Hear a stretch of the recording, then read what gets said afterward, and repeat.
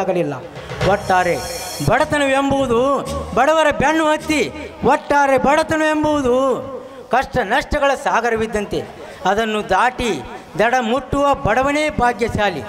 ತಂಗಿನಂತೂ ಕರೆಯಲು ಹೊರಟಿದ್ದೇನೆ, ಎಲ್ಲವೋ ಶಿವನ ಇಚ್ಛೆ ಇದ್ದಂತಾಗಲಿ.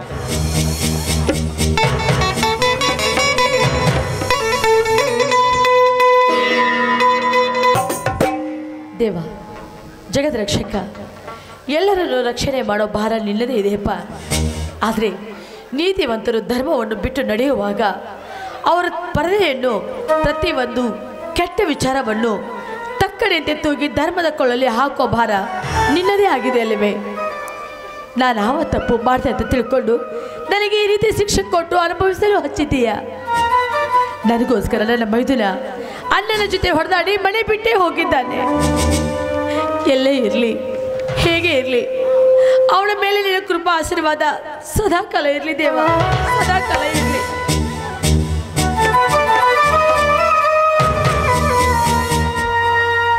ತಂಗಿ ತಂಗಿ ಈಗ ಬಂದೀಯಾ? ಬಾರಣ, ನೀನು ಚೆನ್ನಾಗಿದೆಯಾ?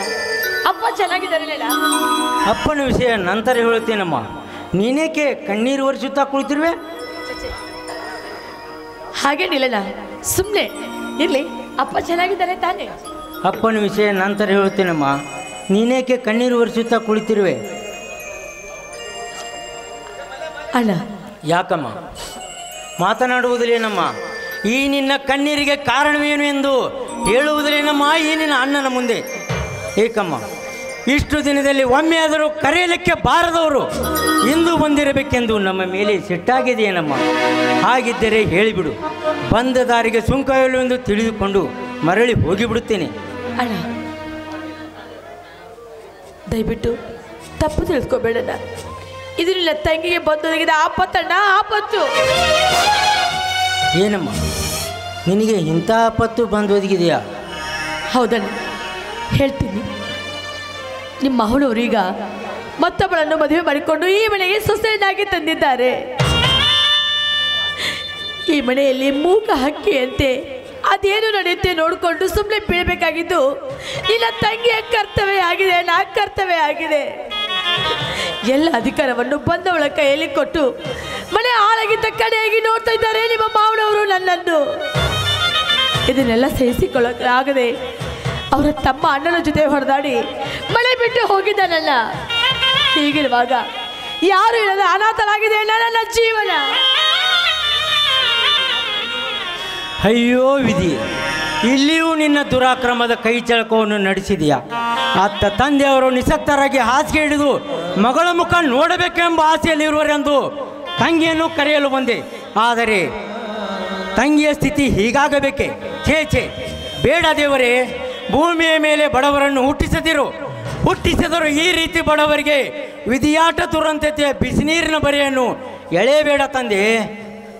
ಅಲ್ಲ, ನಾವು ಸಂಕಟ ಪಡೋದನ್ನು ಎಷ್ಟಂತ ಸಹಿಸ್ಕೊಂತಾರೆ ಅಂತ ನೋಡ್ಬೇಕಂತ ಆ ದೇವರು ನಮ್ಮನ್ನು ಇಷ್ಟೊಂದು ಪರೀಕ್ಷೆ ಮಾಡ್ತಾ ಇದ್ದಾನಣ್ಣ, ಇಷ್ಟೊಂದು ಪರೀಕ್ಷೆ ಮಾಡ್ತಾ ಇದ್ದಾನೆ. ಪರೀಕ್ಷಿಸಲಮ್ಮ, ಬೇಕಾದಷ್ಟು ಪರೀಕ್ಷಿಸಲಿ.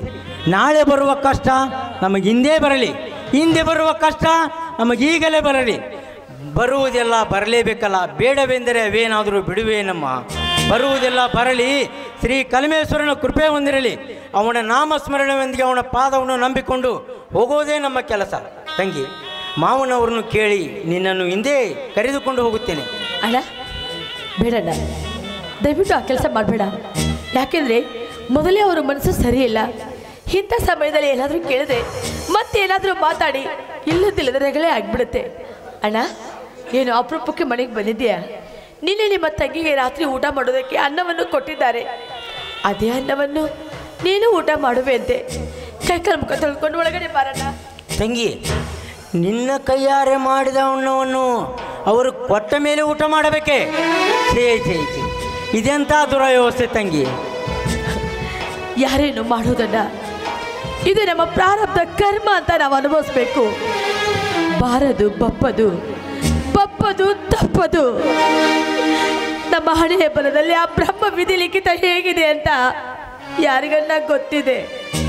ಅಣ್ಣ, ಅದೇ ತಗಳ ಅನ್ನವನ್ನು ಈ ನಿನ್ನ ತಂಗಿ ಕೈಯಲ್ಲಿ ಕೊಟ್ಟಾಗ ಮೃಷ್ಟಾನ್ನ ಭೋಜನ ಅಂತ ತಿಳ್ಕೊಂಡು ಊಟ ಮಾಡುವಂತೆ ಬಾನ ಹೋಗೋಣ. ನಡೆಯಮ್ಮ, ಎಲ್ಲವೋ ಶಿವನೇ ಇಚ್ಛೆ ಇದ್ದಂತಾಗಲಿ. ದೈವ ಬರಹದ ಬ್ರಹ್ಮಣಿ